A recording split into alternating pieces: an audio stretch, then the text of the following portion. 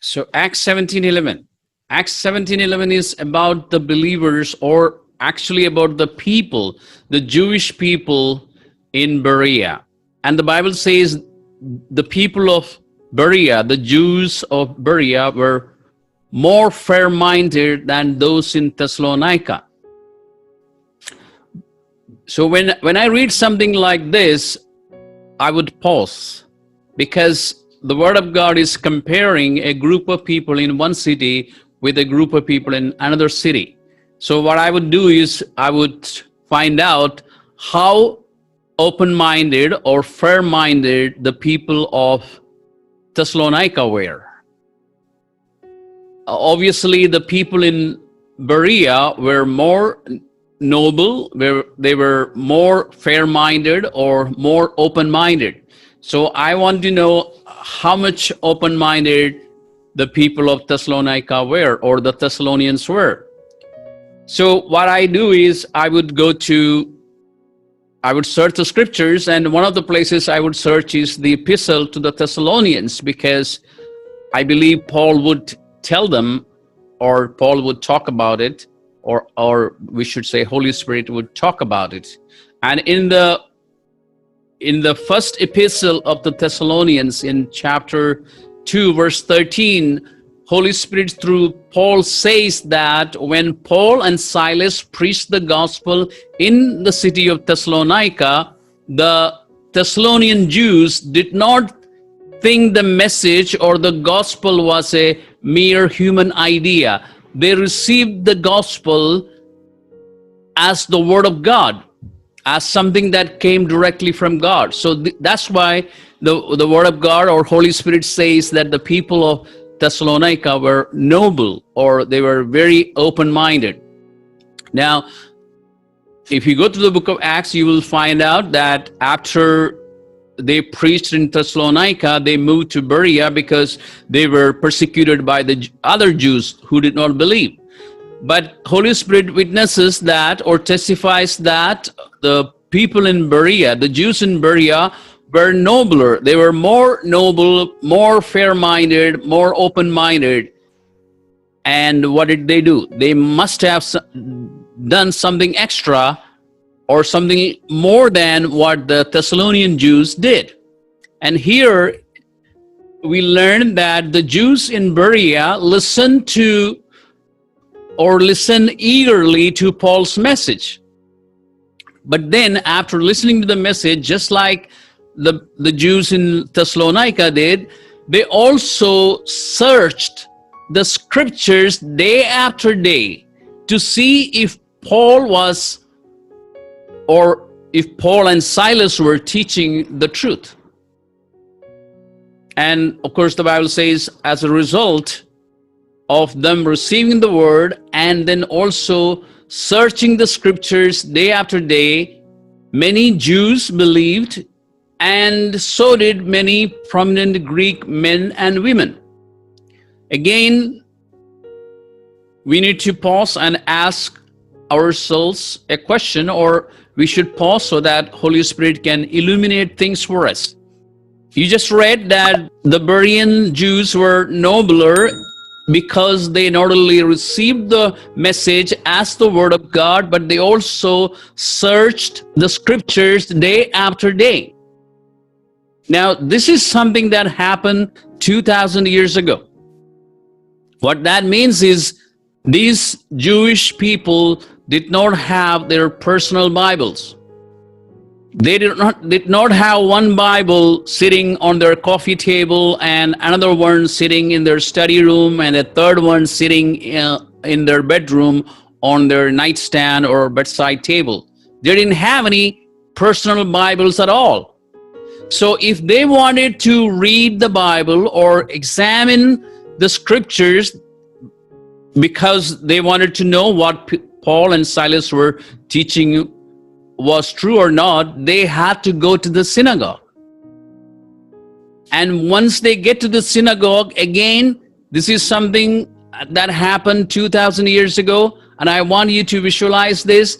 The Bible was not a nicely bound book. They had scrolls of each book in the synagogue. And I'm not sure if one whole book would fit into one single scroll. So they might have had scrolls for one book. Remember when Jesus came to Nazareth on a Sabbath day in the synagogue, they handed to him the scroll of the prophet Isaiah. This is in Luke chapter 4.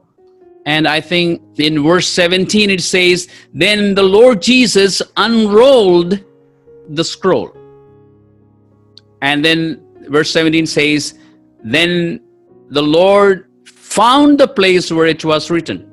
Now, this is a very interesting statement because he had to search for it. Why? Because there were no chapters or verses in the Bible in those days. And if you have taken the class on how to study the Bible and enjoy it, I taught in that class when, in what century, chapters and verses were added to the Bible. Now, I said all these things because when you study the Bible with Holy Spirit, He's going to illuminate these things to you, give you the understanding that you need. Therefore, based on what we just read about the Berean church or the Jewish people in Berea who believed, who not only eagerly listened to what Paul and Silas were preaching and who not only received the message as the word of God, but they also examined the scriptures, the Old Testament scriptures, to ensure what they received was true. Therefore, I would request you to carefully examine everything I teach. In 1 Thessalonians chapter 5, verse 20, we are told, do not despise or scoff at prophecies. Now, prophecy literally means to speak on behalf of God. Therefore, I believe teaching also falls under that category. Because when somebody teaches, he or she is speaking on behalf of God. Remember, teaching, preaching, sermons, etc. are often called a message. When somebody is giving a message, a sermon, or somebody is preaching, we usually say he or she is going to give a message.